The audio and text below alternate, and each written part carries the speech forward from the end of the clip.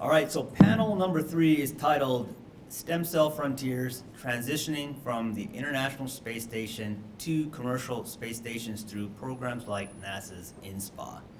Again, I'm going to go over the structure of this talk so that you know what to expect. Intros, followed by 3 questions, bonus question if time permitting, final thoughts, audience Q&A. All right, so before we even begin the intros, this is just a little disclaimer for everybody. All right, so this panel is not an official ISS and NASA position on transitioning from the ISS. So now they don't have to say that, I said it, okay?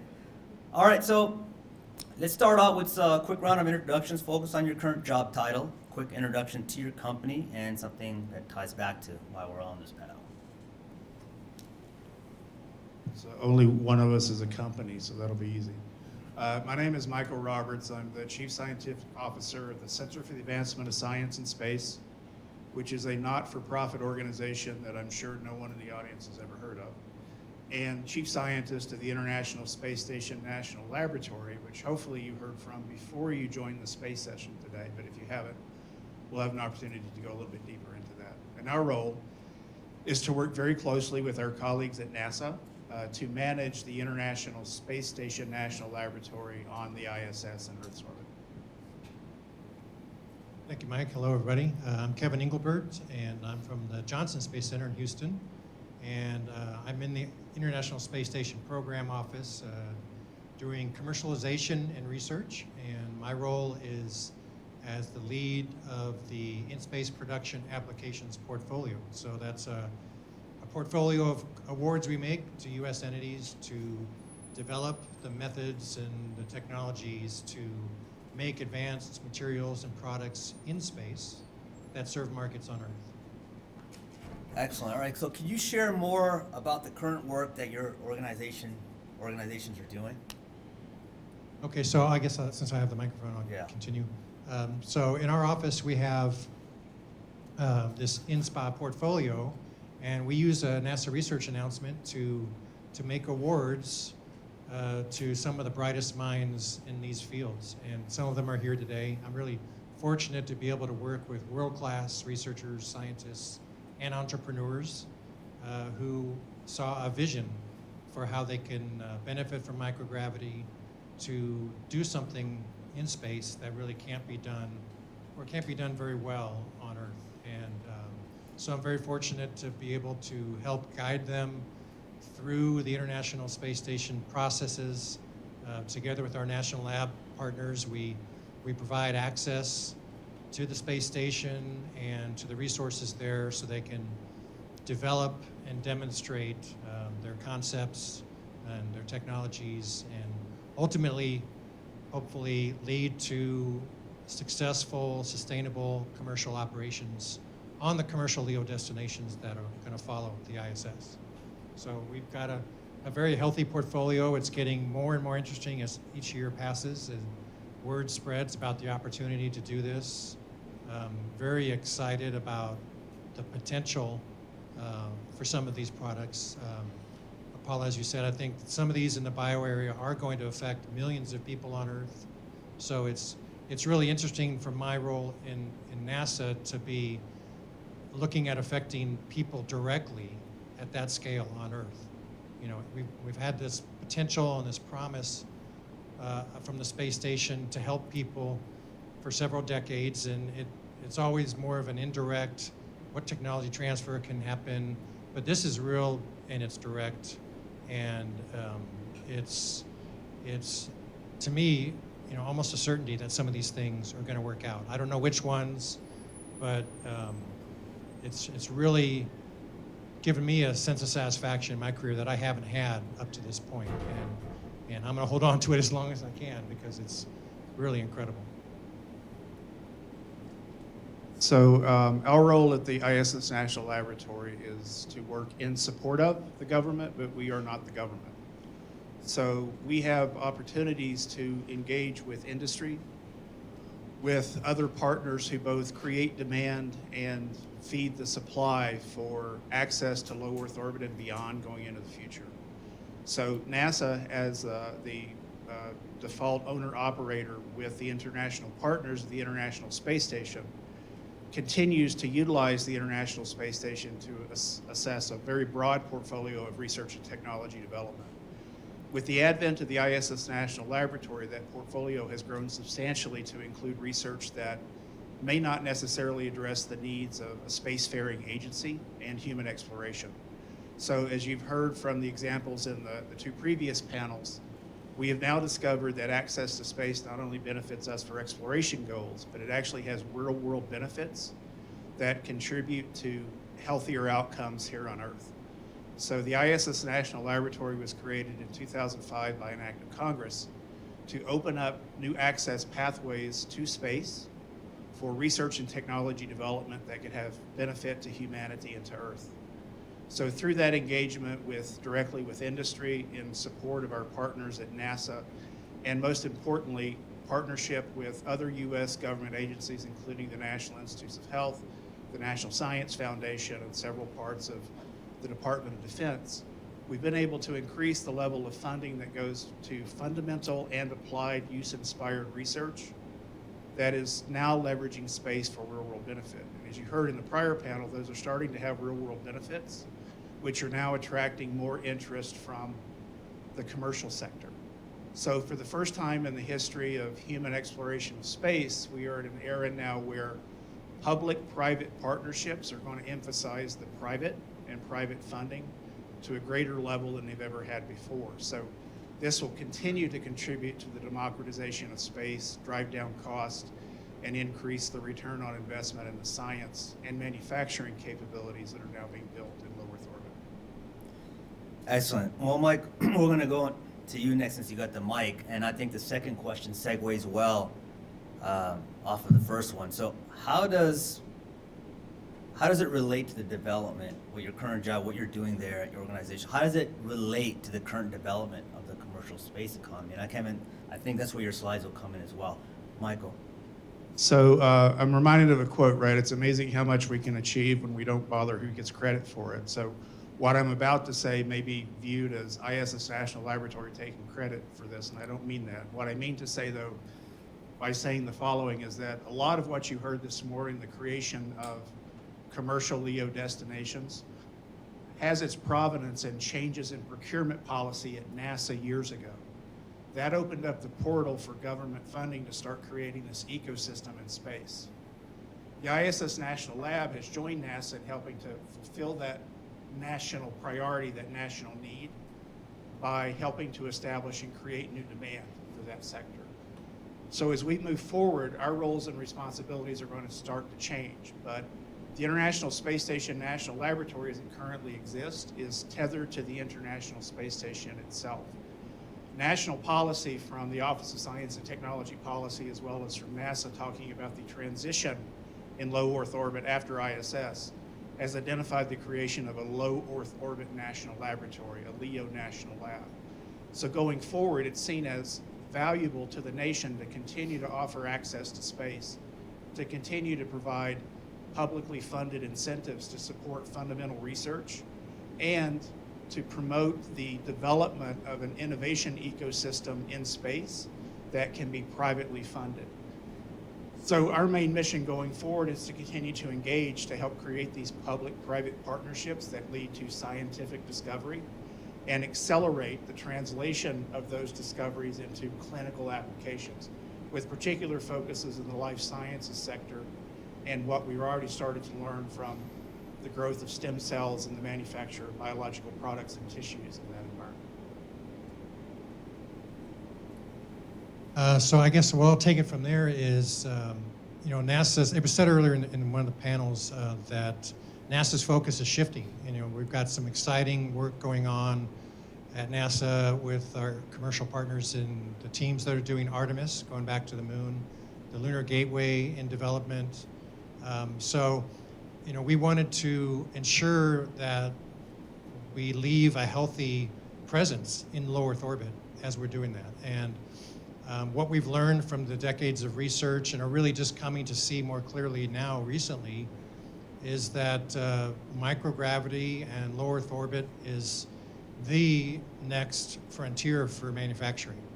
And we know that there's benefits. We just have to figure out how to master it and how to really become efficient at it. But you know, as they said back in the times of the gold rush, you know, there's gold in them, there hills, and it's not just the quality of life benefit for people suffering from diseases, but far superior products. And we're gonna push the barriers on semiconductor manufacturing, and we're gonna make sure that U.S. companies and U.S. entities are the leaders in low Earth orbit. It's really important for the benefit of everybody really on Earth that the U.S. remains in a leadership position. And so that was our goal from the NASA perspective. But you know, taking a step back, looking nationally, there are these really important priorities, and I had them on this slide here. Some of these priorities really take a lot of investment, and because microgravity is weird, space is hard, when the government has a vital role here to enable these de-risking activities in their early phases. So I'm very fortunate to have the support of a lot of really smart people, both within the agency and other government agencies like NIH, NSF, and DOD, and support from experts out in industry and academia to help us make these really tough choices about which concepts and technologies and products have the nearest term benefit. And if you can go to the next slide. What I'm trying to show here on this slide is NASA's been supporting commercialization for a while. We initially were focusing on transportation. Transportation costs are a significant part of any venture in space. So been very successful at getting commercial launch capabilities for some time now. And in the past few years, we've made progress with commercial crew capabilities now. We rely on those, you know, completely for getting U.S. Astronauts to space. And so this is part of the effort tied to commercial LEO destinations. So, you know, we've got a way to get there, and we're trying to develop those really fascinating and profitable, sustainable commercial space stations. And I'm showing down in the bottom section the manufacturing swim lane of these future commercial LEO destinations really, in my mind, has the most growth potential. And we want to make sure that we've got really good understanding of how to use microgravity, and that's the benefit of the ISS National Lab, is you can practice. It's going to take a lot of practice, and we're there to support these incredible researchers and entrepreneurs all the way through the Valley of Death, and until the point that folks like Junaid step up and say, this looks really promising. And thanks to NASA and National Lab, I understand how it's going to work. I understand what the revenue stream might look like, and these private investors and the market in general will take over, and the government can step back and let it do its thing and grow naturally. I have a question for you. Why are our analogies so dark? Why do we have to go through the Valley of Death? Couldn't it be, you know, the Valley of Inspiration to get you to the other side? And we heard killer app a couple of times. Why does it have to be a killer app, right? Just wanted to give an example of the value of the national laboratory concept. So in a prior panel, there was a question that was asked by a young woman at the back of Dr. Yu about some of the interesting partnerships that have formed about advancing vascularization research. So just a 1-minute quick history here. The NASA Space Technology Mission Directorate funds the challenge programs. Those are different than a lot of the other NASA funding mechanisms in that they establish a challenge, set a goal, and they expect a research group to come together and address that goal, and then they get the funding on the back end only if they satisfy the qualifications of that goal. So there's a lot of risk from the researchers in completing that. Typically, those have focused on a specific technology need, typically a physically based or chemically based system that addresses a specific need of the agency NASA. And this was one of the first cases in the history of the Centennial Challenge Program where they specifically requested for a biological solution to a problem. That was a mind shift, a big change for NASA in the STMD program. The release occurred before COVID, had to survive through COVID, so the institutes, including Wake Forest Institute of Regenerative Medicine, were very innovative in using video documentation of what they were doing to address the needs of the challenge. That led to some new discoveries about ways to communicate the science and what goals were being achieved. At the end of it, the vascular tissue challenge was designed to be only a ground-based challenge. So the ISS National Laboratory saw this as an opportunity. Hey, if you're going through the effort of demonstrating the ability to vascularize a 1 centimeter cube of tissue, let's take it to space and see what you can do there. So we, in partnership with the Methuselah Foundation, have offered 2 flight opportunities for both of the winning laboratories which coexist here at the Wake Forest Institute of Regenerative Medicine. Methuselah Foundation partnered with Dojalon to use private funding from cryptocurrency to fund part of that experiment. So we're seeing already this interesting crossing of streams from public and private partnerships to achieve outcomes that will benefit humanity in the end. And all of those had their kernels of beginning and start with the creation of a national lab and increasing the access points for industry and for private individuals to get to station. Excellent, thank you for that. So what is the vision for the future look like? I mean, it's a dark question again for you guys. I don't mean it to be that way. We're on, space is dark, so I guess we have to be dark. So what does that look like? It's a very hopeful question, right? So our future's so bright, we are going to have to wear shades. So as you heard from the very first panel, if you were here for the entire Space Day session, there are new commercial facilities on the horizon. Axiom is already busy building theirs. The other 3 commercial LEO destination developers are in design phase. Each of these communities of industry, because none of them is doing it by themselves, are going to have opportunities to begin operations in space in the second half of this decade.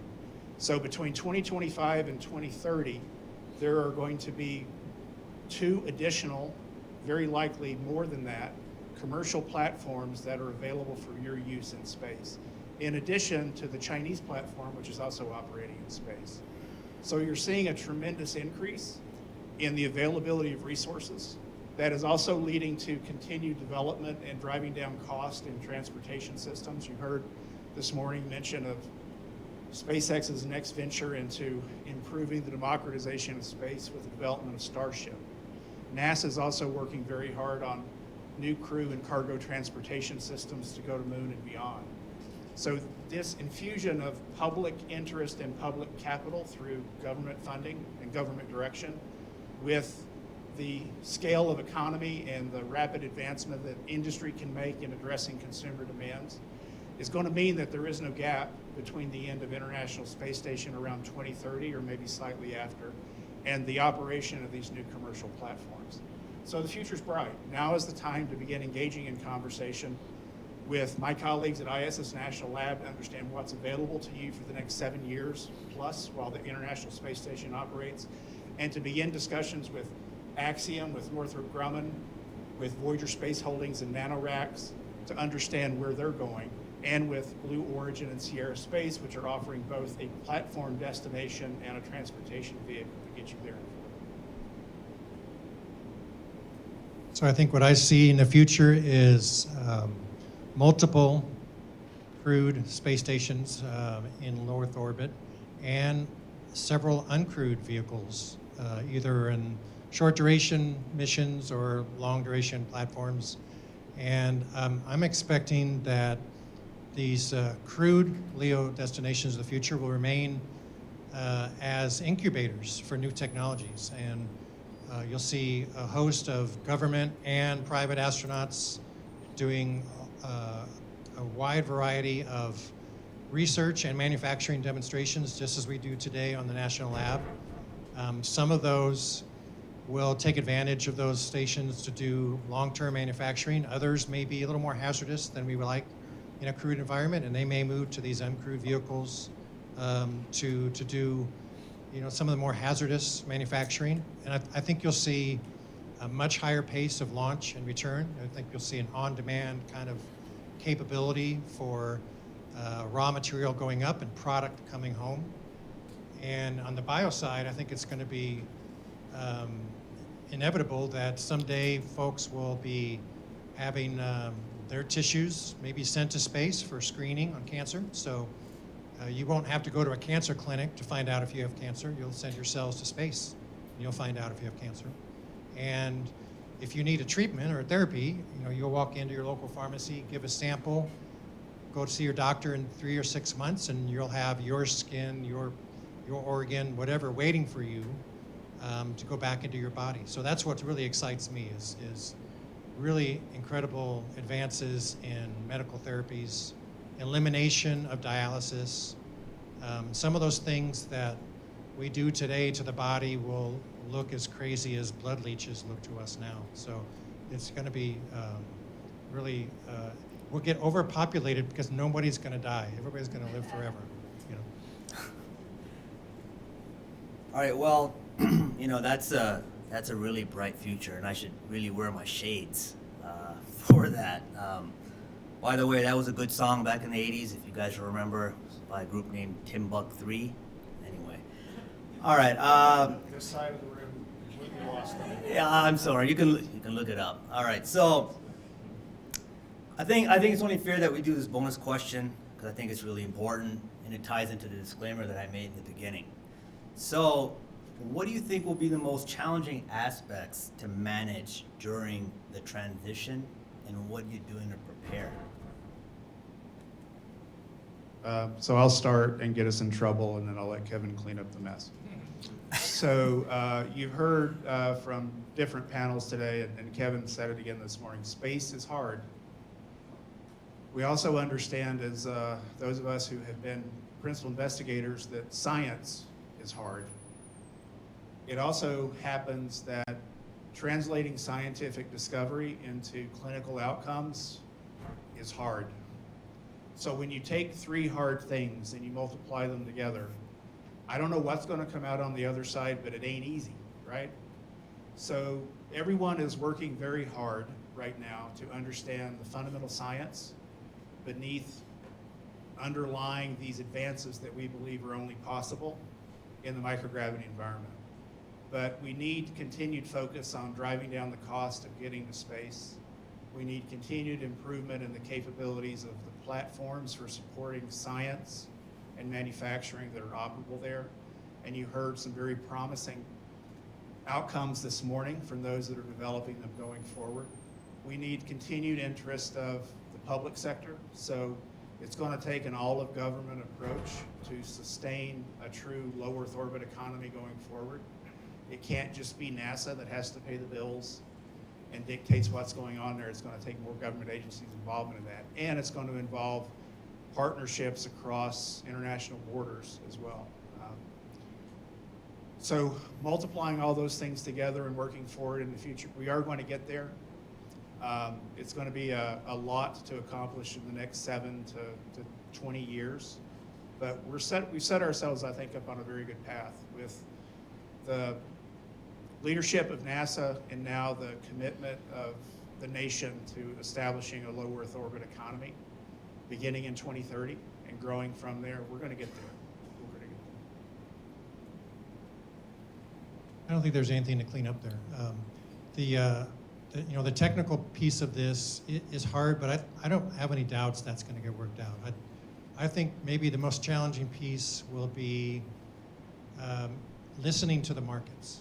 And I'm hopeful that NASA is flexible enough and interested enough in commercialization that this will all work out as well. But we really have to be careful not to have the government act in a way that thwarts the commercial progress, and that we let the markets drive where we go.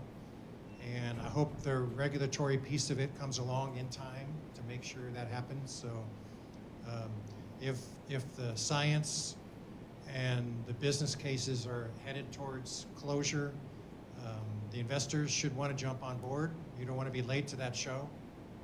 So it's all a matter of making sure that happens naturally and that people still collaborate like we do today. It takes everybody. So as long as we have collaboration and the government listens carefully to the market, everything should work out.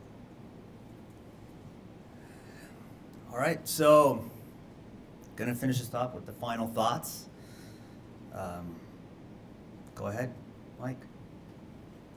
So I'm an old guy, so I like bad quips. So you guys all know about the early bird gets the worm, but the second mouse gets the cheese, right? So in the space environment, what we're looking for are the second, third, and fourth mice, right?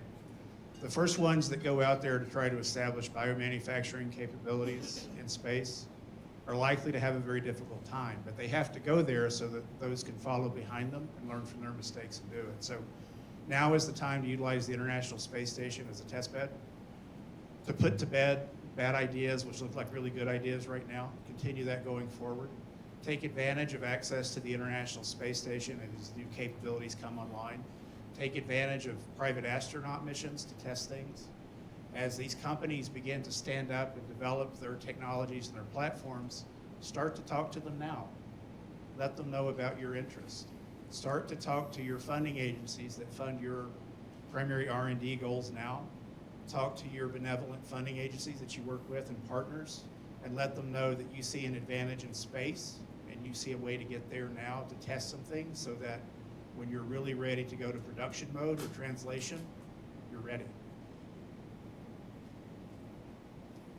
Okay, I want to address two things really. The first is that we probably still don't know what the best thing that's going to come out of this is. And there's all kinds of examples where development and exploration in the technical world or in other worlds led to something no one anticipated. And I'm going to go back to what Mike said about satellite deploys and what NanoRacks did. If you're outside of human space flight and you know about the space economy, it's dominated by satellites. And that industry really has been remade because of what NanoRacks did with the ISS. And in 2012, they did the first CubeSat deploy from ISS, and that opened up to a whole new way of looking at space and really gave, I think, NASA the confidence to step out on some of this other stuff. So that was really groundbreaking. And so something's going to come out of this that we haven't seen yet, and it's going to be really incredible.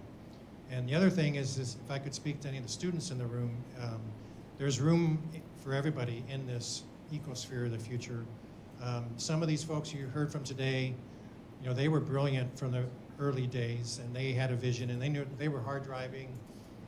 The astronauts on board, you know, they knew what they were going to do by 8th grade. You know, so, but not everybody's like that. I wasn't like that. I didn't know what I was going to do for a long time, and I don't know if I ever really figured out what I was going to do. I just kept at it, and so persistence and you know, inability to see how futile where you are in today's world, but maybe tomorrow something might work out. Just keep working at it, and we need all kinds of skills in this industry of the future. So if you have friends that are in business school, they need to know about space.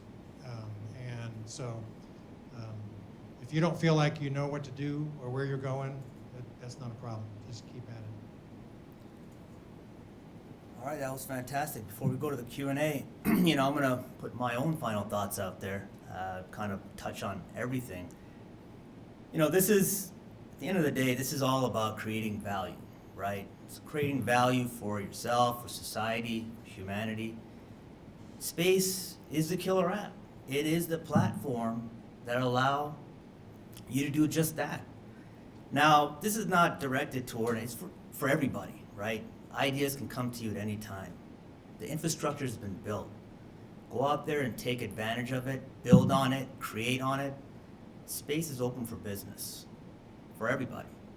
And you know, I hope this inspires many of you here and beyond to make life better for everybody, on Earth and in space. So with that, we can go to the Q&A. Sure.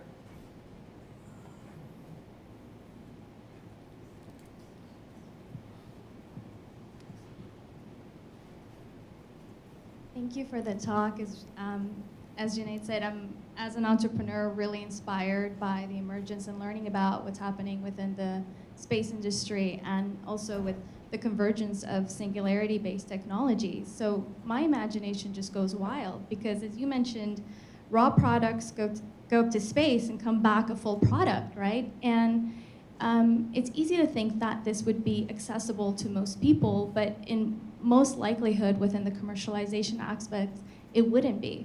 So I'm curious to, within the industry, what are some of the strategies and ways to be able to distribute this equitably for most people to be able to partake in longevity and in the advancement of this? So my mind goes, how can I now contribute? Will I, as a consumer, be able to donate my data, for example, to certain advancements within this field?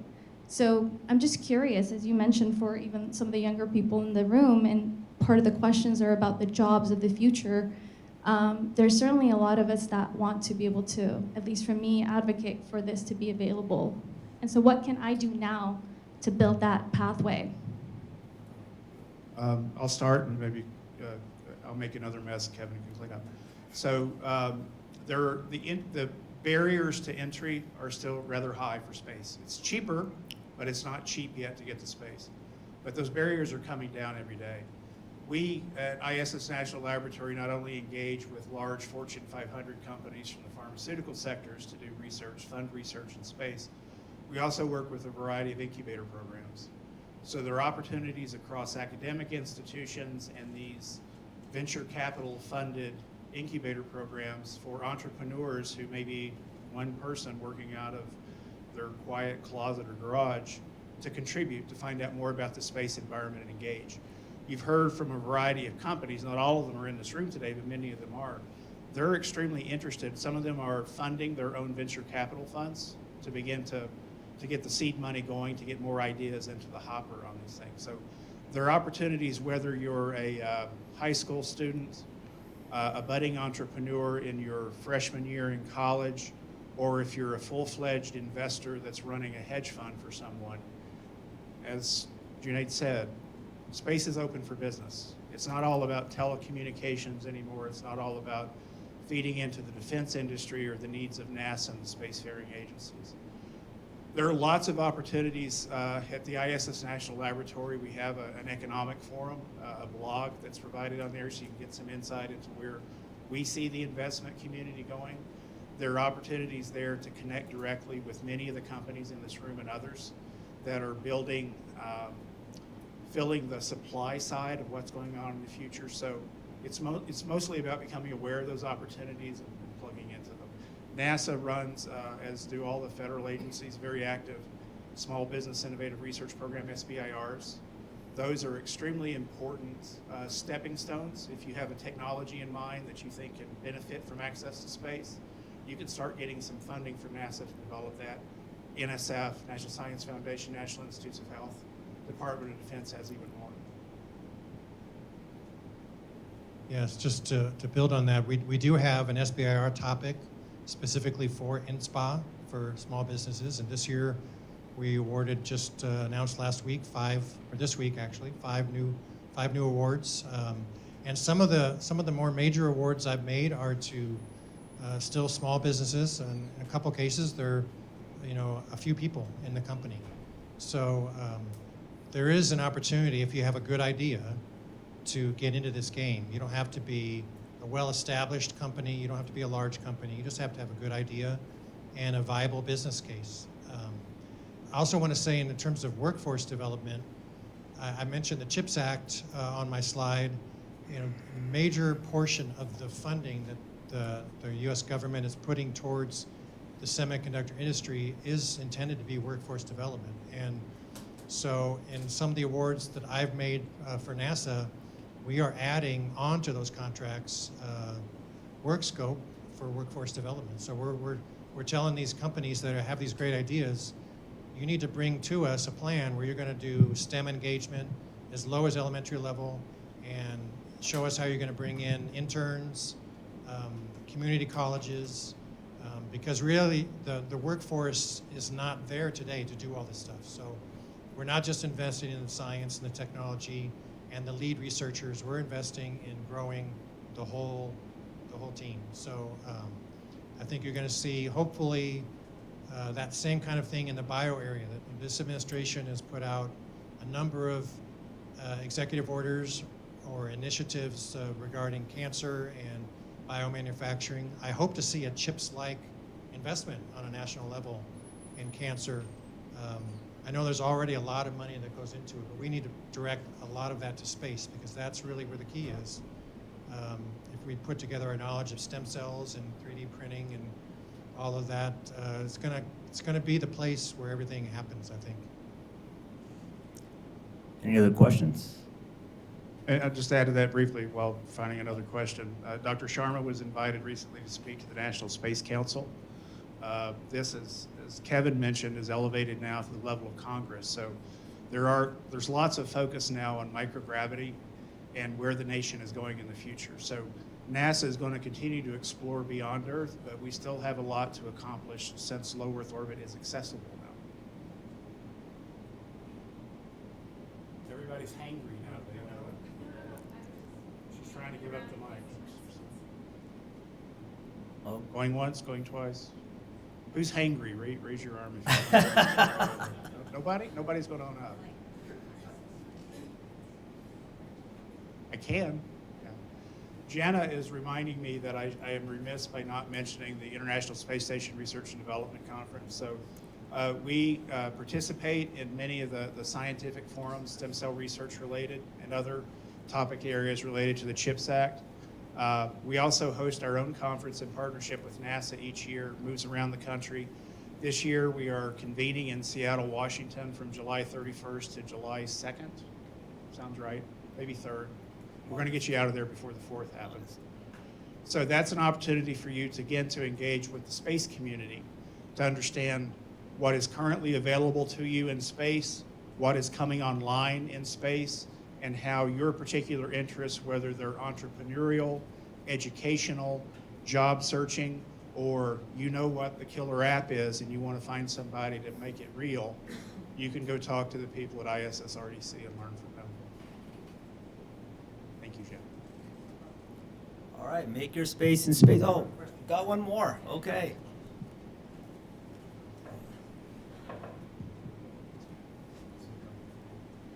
Hi, thanks for your insight and knowledge. My question is that in this LEO economy, are the space agencies of other countries also contributing, or they are developing their own, and how would that integrate in the long term?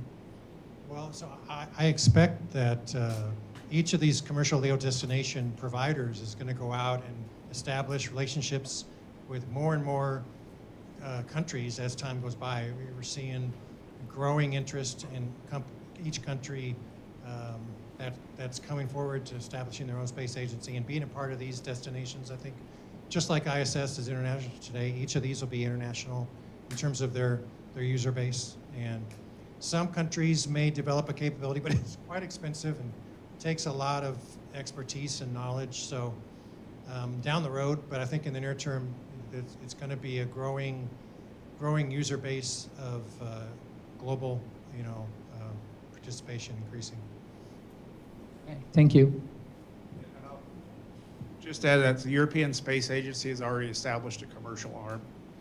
The Japanese Space Agency has had multiple conversations with ISS National Lab over the last couple of years. They are also going to be establishing a commercial arm in the future. So not only is there a tremendous amount of demand there, which all of the commercial LEO destination folks have started to explore and develop, there's also going to be new creation of supply from that side as well. So it's not the U.S. going alone or U.S. industry going alone. It's going to be multinational, for sure.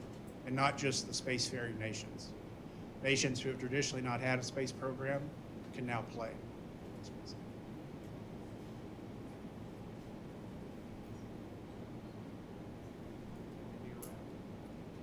Okay.